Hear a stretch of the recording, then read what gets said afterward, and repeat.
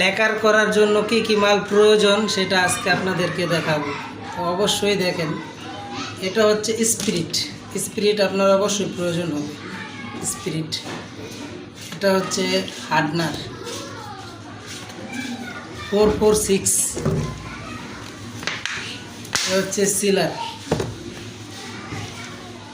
Top coat,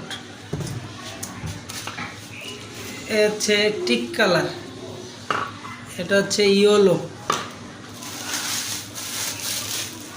চক powder, কাপড়, গালা, ঝিনুক সেট, এটা হচ্ছে সিঁদুর, তুলা, ব্রাউন। এছাড়াও আরও অনেক জিনিসপত্র আছে যেগুলো আমার কাছে আছে, আমি ওগুলো আনিনি। এছাড়া আরও 3-4টা আইটেম আছে, ওগুলোর সাথে হলে আপনার বাকি সব কিছু হয়ে যাবে। আর এগুলো দিয়ে আপনি যে কোনো ফার্নিচার লেকার করতে পারবেন। ধন্যবাদ।